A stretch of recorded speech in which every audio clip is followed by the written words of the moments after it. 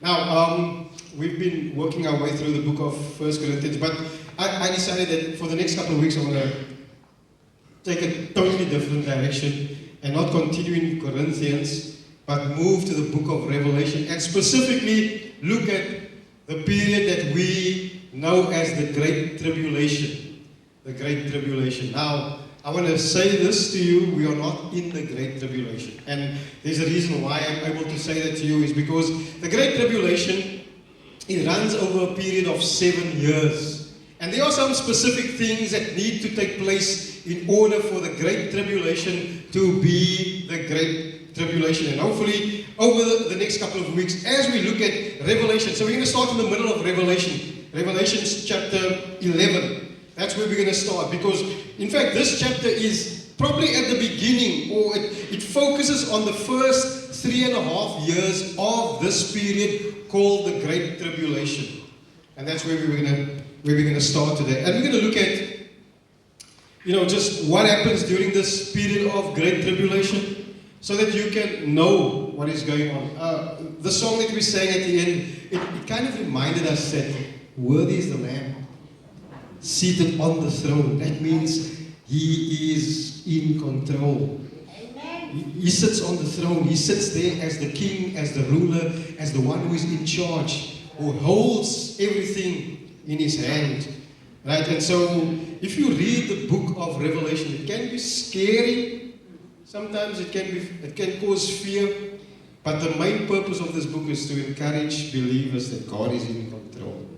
And He has everything in the palm of His hand. And what happens in the book of Revelation is just a fulfillment of biblical prophecy. And which means that God predicted it many thousands of years ago. And everything that happens, God already spoke about it, because God knows and God is in control.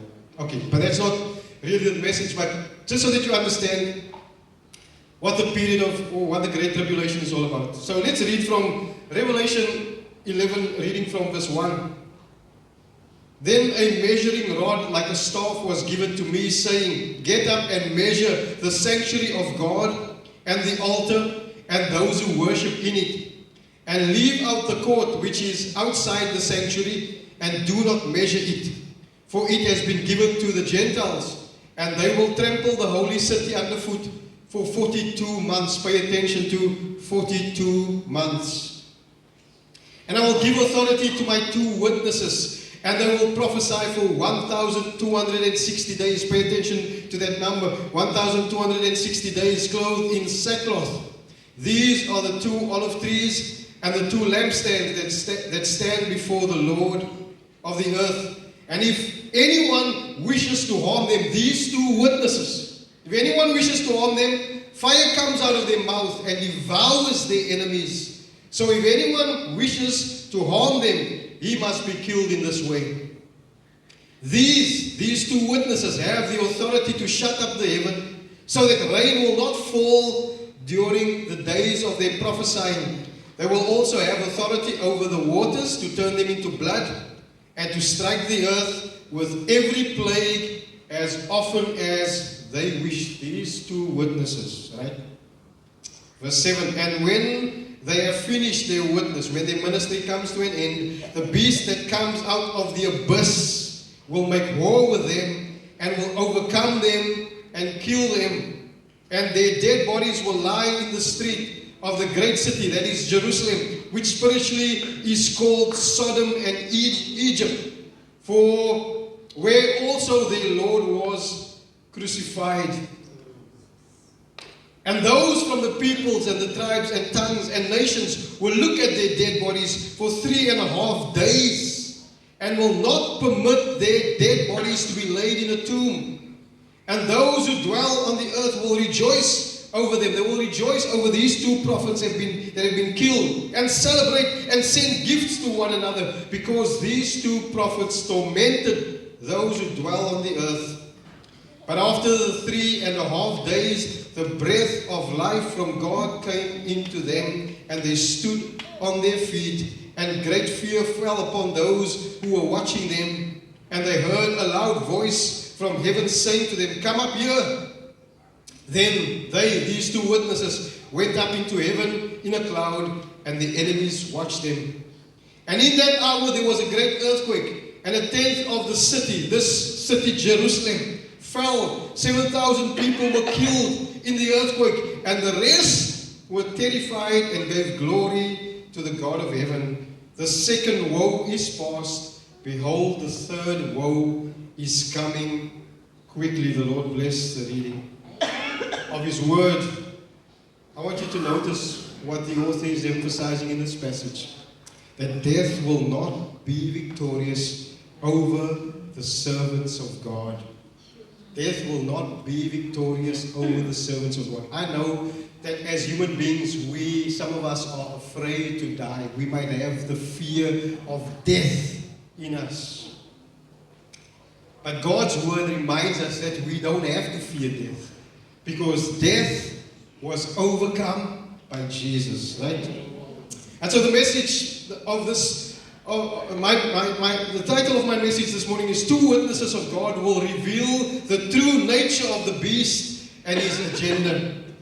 The two witnesses of God will reveal the true nature of the beast and his agenda.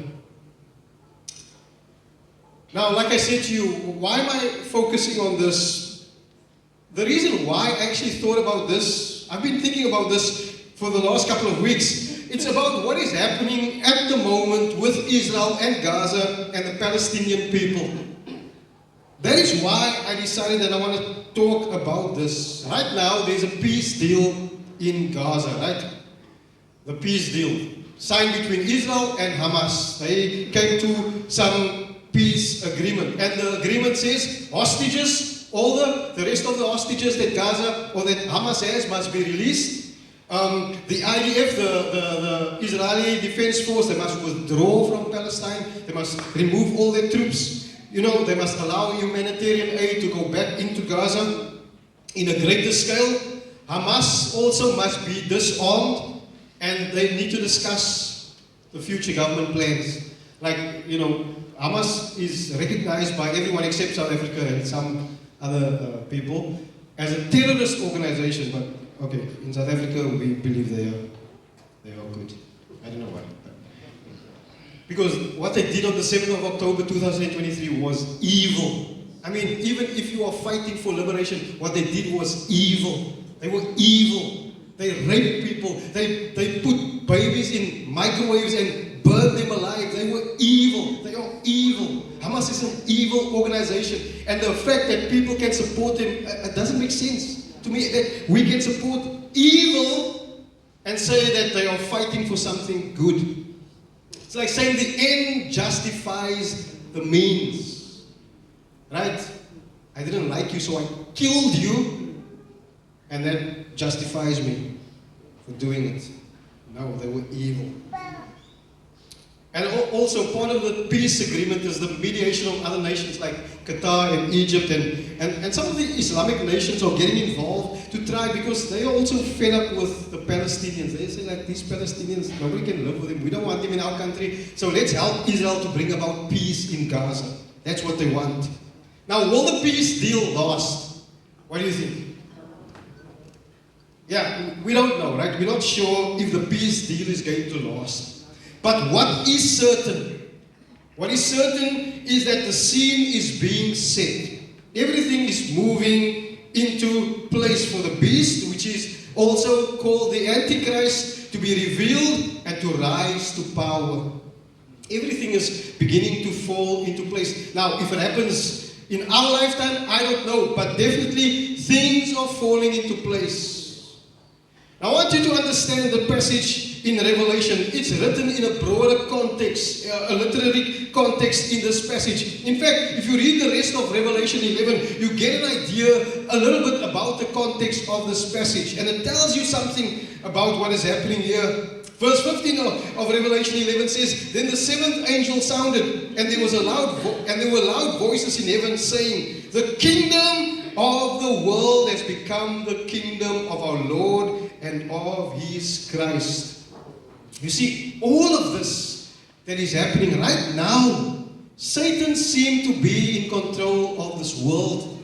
But God is moving this world to a place where people will begin to realize that the kingdom of this world is not the kingdom of Satan, it is the kingdom of Christ. And He will reign forever and ever. This is in heaven, this is happening in heaven. And the 24 elders who sit on their thrones before God in heaven, they fell on their faces and worship God, saying, We give you thanks, O Lord God, the Almighty, who is and who was, because you have taken your great power and have begun to reign. And the nations were enraged, and your rage came. See, the nations were enraged, but then God's wrath, God's rage came. And the time came for the dead to be judged, and to give reward to your slaves, the prophets and the saints, and those who fear your name, the small and the great, and to destroy those who destroy the earth. You see, everything that happens in this period of great tribulation leads to this, where God is going to hold the world accountable and bring judgment on those who rebel against God, and bring those who serve God, that He's going to bring them into an eternal place of comfort and heaven with Him forever. And so we need to understand that the world does not belong to Satan or the Antichrist or to the nations or to any religion, but to God and to Jesus Christ. And yes, right now Satan seems to be in control of this world, but this world belongs to God and to Jesus Christ. And so when you read Revelation, that's the message that you will begin to see unfolding. And I think John wants the people who read this letter to understand that God is in complete control of the world, and He will not allow physical death and persecution and tribulation to overcome His servants, even during the period of the great tribulation. He's not going to allow any of these things to overcome them. Physical death, persecution, it's not going to overcome them. Now, how long before all of this happens? We don't know, right? We are not sure. Now, the guy who said, he's a South African prophet, he said on the 23rd of September, the rapture is going to take place. Then, it didn't take place. He was there waiting for 10 hours with other people on a live stream, and it didn't take place. And then he said, okay, God said this week, the first week of October, it's going to take place. So now it didn't take place again. So, he's obviously a false prophet, but according to him, it's going to happen. We don't know when it's going to happen. Nobody knows when it is going to happen, when all of this is going to happen. But one thing that is going to happen, peace is incoming for Israel. There's going to be a time of peace. It's going to happen. And some conditions have to be met. There are some things that must be done during this period that leads to peace, or that is about peace. And this is a very important thing that must be done. The third temple must be rebuilt in Jerusalem. The third temple must be rebuilt in Jerusalem. That is important.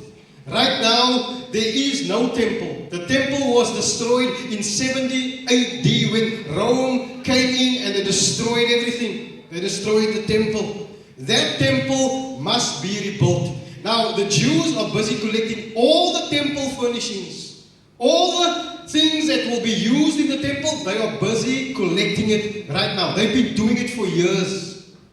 They are even collecting the animals, the red heifer that needs to be sacrificed. They are preparing for that as well. It looks almost like a red cow. They are preparing for that, for the sacrifice to be reinstituted. They're collecting all of these things. The only thing that is not there is the temple. The temple. Because right now, in the place where the temple used to stand, on the Temple Mount or the foundation of the temple, there's a mosque that has been built there. Okay, so that's going to be a problem. Okay, so those are And that's why we are not in the period of the Great Tribulation yet. So, as a believer, you need to keep your eyes on the events unfolding in Israel. As a believer, you need to keep your eyes there. You need to pray for Israel and pray for Jerusalem and pray for God's purpose to be fulfilled in the nation of Israel and in the world. God is going to bring all of these things to a close. We need to pray for that. We want His purpose to be fulfilled. But you know what we also want? Like Peter said, God is not slow in bringing His promises to fulfillment. That He's going to bring an end to the world. He's not slow in bringing judgment over the world. He is patient for your sake. That none of us should perish. That you don't perish, but that you come to repentance. And so God is patient. And so yes, while we don't know while these things are happening or when this is going to happen, I want you as an unbeliever to realize that God is not bringing all of these things to an end because He's waiting for you to still repent. This is God's grace. This is God extending love to you and grace to you and mercy and forgiveness to you instead of bringing all of these things to an end and then sending you to hell because you rejected His message. He's not doing these things because He wants you to come to repentance. So let's go back to the passage in Revelation 11. It's almost like we are fast forwarding into the future, or back to the future like they said in the movie, right? This is the time, in this passage, it is the time of the Great Tribulation. So what is the Great Tribulation now? I'm going to assume that you know this, but we're not going to go into the details as to all of these things and why we call it this. But the Great Tribulation is a period of 7 years of the rule of the beast, or 7 years of the Antichrist who is going to rule on the earth. And Revelation 11 is focused specifically on the first 3.5 years of the Great Tribulation. It is a period of, you can almost call it peace, but it's not real peace. Because the beast is in control, but it's kind of peace. If you're taking notes, you can write this down. The third temple will be rebuilt and usher in the start of the Great Tribulation. The third temple will be rebuilt and usher in the start of the Great Tribulation. This temple will be rebuilt by human beings, but it will be owned by God. You see, God owns everything that we build, everything that we accomplish. We can think we've done it.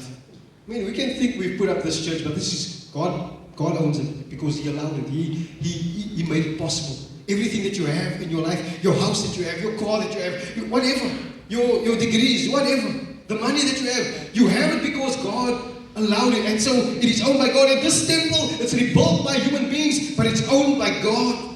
And in Revelation, God is reminding John and He's reminding the people that He owns this temple. You know why? He says this in verse 1. Then a measuring rod like a staff was given to me, saying, get up and measure the sanctuary of God and the altar and those who worship it. This idea of measuring, it comes from the Old Testament, where God is proving to the nation of Israel that He measures the temple because He owns the temple.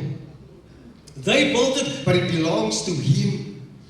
He is the master. He is the controller. He's the one that holds it. He's the one that allowed it. He's the one that made it happen. And so when He says, measure the sanctuary of God and the altar and those who worship Him, it's giving the idea that go and inspect it. Go and take note of it. This is mine. It belongs to me. And I know what happens, what goes on in this place.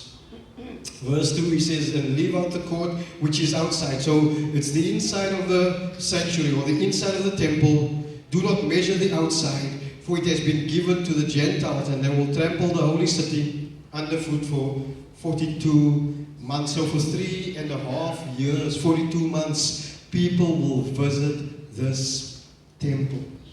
I promise you, the Jews, they are going to rebuild a magnificent temple. Those people have money. They are wealthy. Israel is a wealthy nation. They are a small nation. Doesn't make sense? I mean, if we're gonna read through Revelation and we're gonna see that this tiny nation, that Satan and the forces of hell has a desire to destroy the Jews, and they cannot destroy the Jews. They just can't do it. It's impossible for them to do it.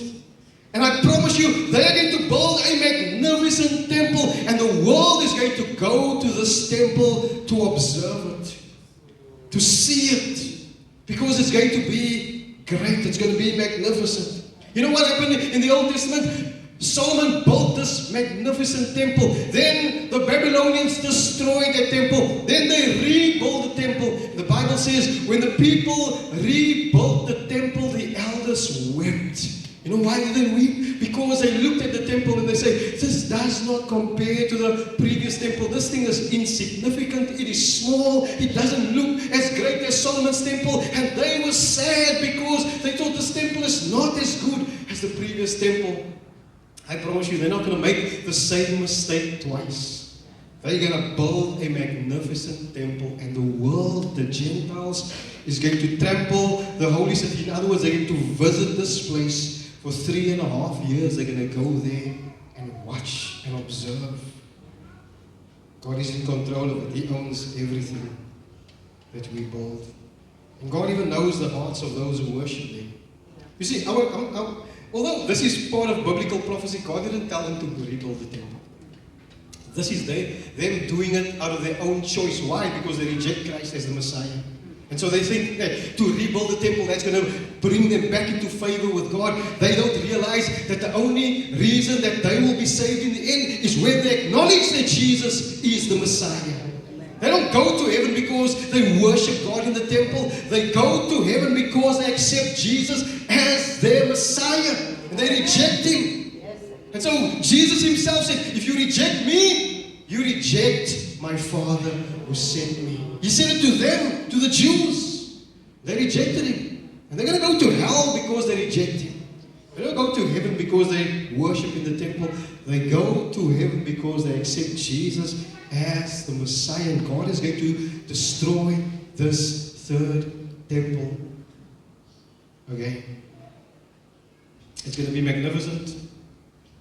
I want you to pay attention to what is happening in Jerusalem with regards to the Temple Mount, the mosque, the Jewish preparations for sacrifices to be instituted, because all of these connect to the third temple that must still be rebuilt. Pay attention. Listen. See what is happening. It's happening. Israel is preparing to rebuild the temple. And this rebuilt temple will usher in the Great Tribulation.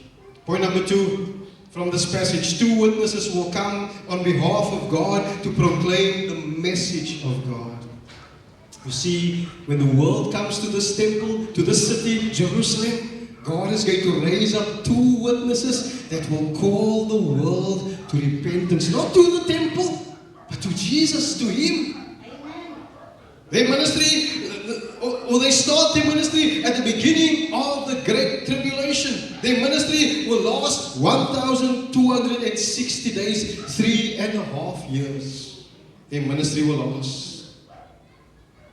Verse 3 says, in Revelation 11, He says, and I will give authority to my 2 witnesses. This is God. He will give authority to these 2 witnesses. They are His 2 witnesses. And they will prophesy for 1,260 days, 3.5 years, clothed in sackcloth. See, they're not going to be like these false prophets that we have around, walking around today, looking like they are $1 million. No, they are going to be ordinary men dressed in sackcloth. 2 witnesses. These are the 2 olive trees and the 2 lampstands that stand before the Lord of the earth. We stand before God. We stand before the Lord. And there are ordinary people calling the world to repentance. And it says that if anyone wishes to harm them, fire comes out of their mouth and devours their enemies. They can pronounce judgment over their enemies. They can cause the destruction of their enemies. Nobody will be able to harm them. So if anyone wishes to harm them, he must be killed in this way. They will be killed. People who try to harm these 2 witnesses. These, the two of them, have the authority to shut up the sky so that rain will not fall during the days of their prophesying. They also have authority over the waters to turn them into blood and to strike the earth with every plague as often as they wish. These are going to be two powerful witnesses who will bring fire and judgment over the earth. But their ministry will come to an end. And this will reveal the true agenda of the beast. You see, the beast will be for peace at the beginning, but these two witnesses will bring him to a point where he just had enough. And because what he's realizing is that these two are directly opposed to him and his agenda. Because you see, the agenda of the beast is the agenda of Satan. Because he's inspired by Satan.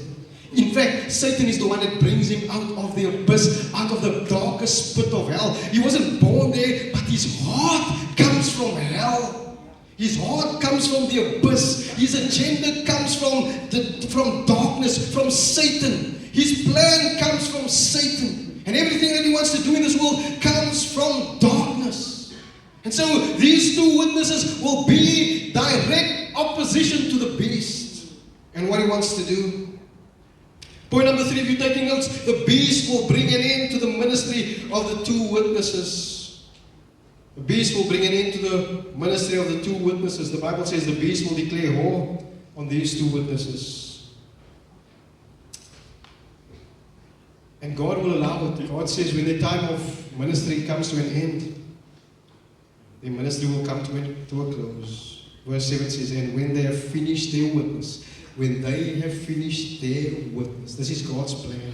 At the end of their witness, the beast that comes out of the abyss will make war with them and overcome them and kill them. Where does the beast come from? He comes from hell.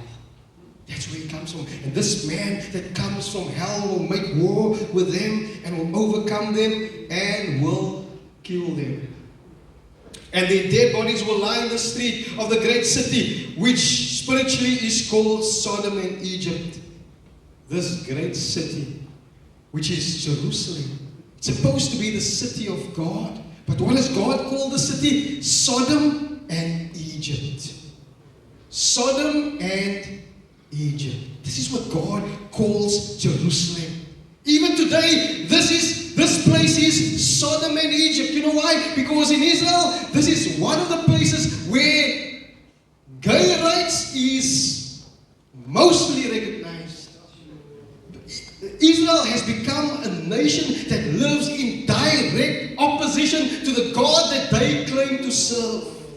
They disregard God's word. They disregard the word of God, the Old Testament. Even the law that they say that they hold on to, they have rejected it. Why? Because they follow their own desires, their own heart. And God calls this city, which is supposed to be the city of God, He called it Sodom and He calls it Egypt.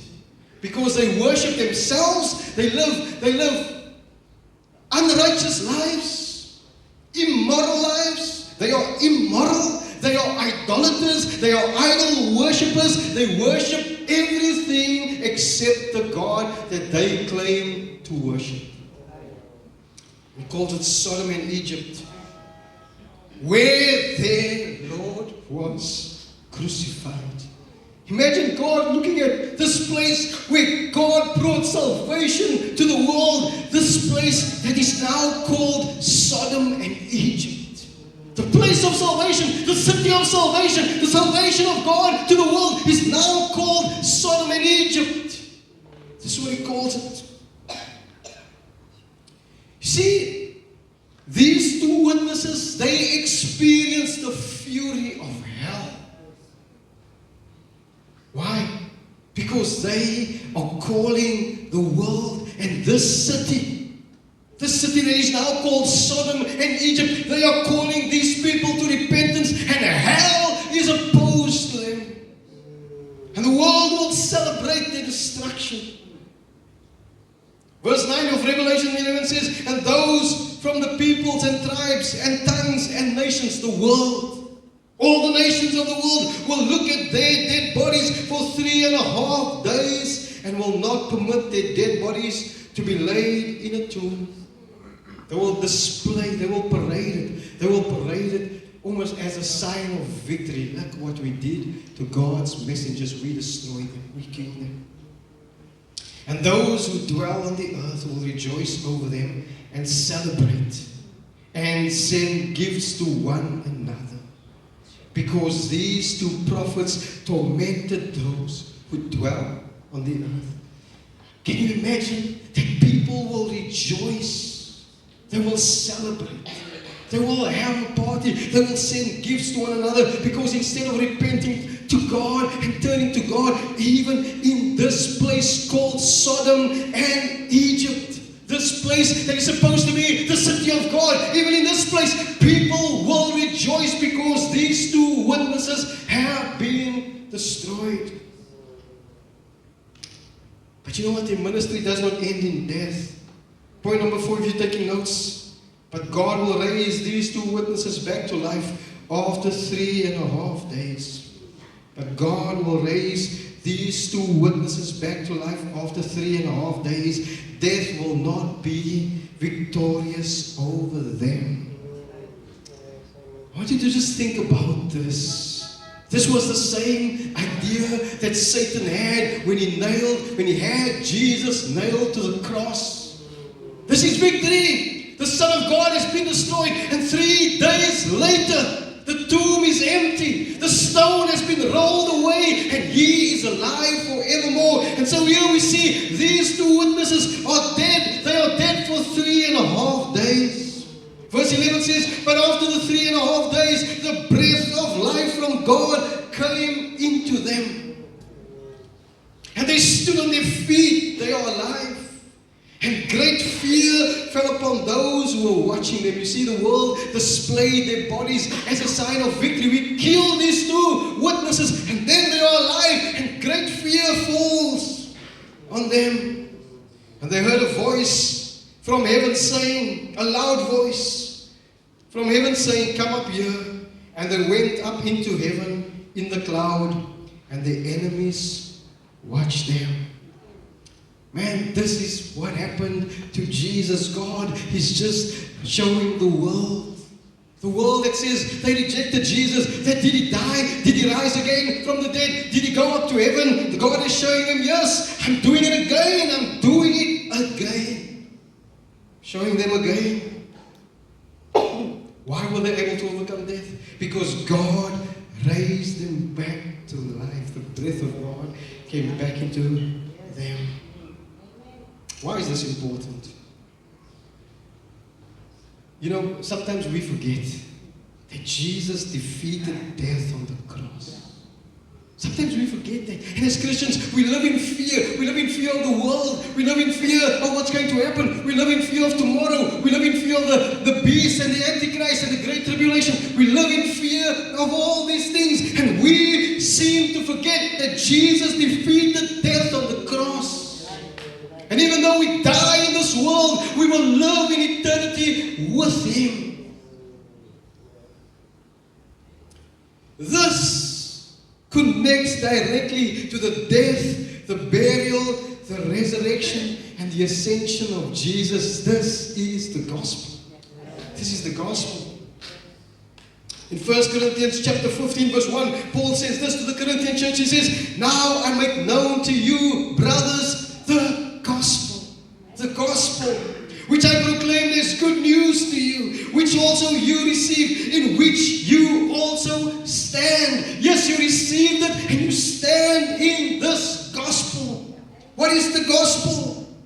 By which you also are saved. We stand in the gospel. We are saved by the gospel. If you hold fast to the word which I proclaim to you as good news, unless you believed for nothing. Verse 3, he continues, he says, for I delivered to you as of first importance what I also received, that Christ died for our sins, according to the Scriptures. Died for our sins. And He was buried. And he was raised on the third day according to the scriptures. And that he appeared to Cephas and then to the 12. Not only was he raised from the dead, but they saw him. They saw him alive. In fact, they say, we sat with him, we ate with him, we touched him. We saw him alive. The resurrection of Jesus Christ is foundational to the gospel message and to victory over the forces of darkness. And you know what? Now, here in the book of Revelation, in the great tribulation, the death, the burial, the resurrection of Jesus Christ comes back into focus. These two men die. They are raised back to life.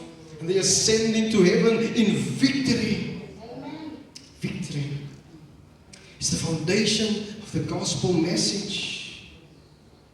Paul continues in 1 Corinthians 15 verse 20. He says, but now Christ has been raised from the dead, the first fruits of those who have fallen asleep. For since by a man came death, by Adam came death, by a man also came the resurrection of the dead. He's the perfect man who brought us back to life. For as in Adam all die, so also in Christ all will be made alive. But each in his own order, Christ the first fruits. After that, those who are Christ's at his coming. Christ was the first. And then the rest to follow. These two witnesses. And in the end, all of us who are believers. Then comes the end, verse 24, when he hands over the kingdom of God, over the kingdom to the God and Father, when he has abolished all rule and all authority and power. The beast, and Satan, the dragon, the false prophet, all will be destroyed, for he must reign until he has put all his enemies under his feet. The last enemy to be abolished is death. Death. These men rise in victory from the dead. They overcome death. Why? Because of Jesus. Because of Jesus Christ. And after 3.5 days, the two witnesses come back to life. 1 Peter chapter 1 verse 3 says, blessed be the God and Father of our Lord Jesus Christ, who according to his great mercy has caused us to be born again to a living hope. To a living hope. And through the resurrection of Jesus Christ from the dead. Amen. To a living hope. Through the resurrection of Jesus Christ from the dead. I want to remind you today, you might not have hope of a better life on this earth. In fact, some of you are going to die in your broken circumstances, but you have a living hope in heaven because of the resurrection of Jesus from the dead. Verse 4, to obtain an inheritance incorruptible and undefiled and unfading. Incorruptible, cannot be destroyed. Undefiled, it is not polluted by sin. It is unfading. It will never end, having been kept in heaven for you. Why? How does God do this? Through the resurrection of Jesus Christ from the dead, who are protected by the power of God through faith for a salvation ready to be revealed in the last time. Listen, we suffer, we are sick. Some of us will die in our sickness, with cancer. We will die in our circumstances. We will die in poverty. We will die in many of these challenges. But I want to remind you that your salvation will be revealed in the future. There's a day coming when Christ will show that this is what he has done for you. And it does not compare to what we have in this world. We will never be able to imagine what God has prepared for us. Never. God is in control of the world. Christ has defeated death by his resurrection. Likewise, his servants will also overcome death in the end. we will overcome death. Can I remind you, Christians, sometimes we must be willing to face severe opposition as a witness of the gospel message and be willing even to die for Jesus Christ. Jesus said to his apostles, sell your cloak, buy a sword. And then when they came to arrest him, they said, Lord, they're coming now, must we take our swords? He said, no, don't be stupid, don't be unnecessary. He wasn't talking about they needed to defend him from going to the cross. He was reminding them that you need to be bold and fight for the gospel. You need to be willing to lay down your life to fight for the gospel. In John 17 verse 14, Jesus prays this prayer and he's speaking to his Father about his disciples. He says, I have given them your word. And the world has hated them because they are not of the world, even as I am not of the world. I do not ask you to take them out of the world, but to keep them from the evil one. He's not praying for God to rescue you from tribulation. He's praying for God to keep you, to help you to stand firm, boldly standing for the gospel. That's what he's calling you to do. Why? Because death was defeated by Christ on the cross.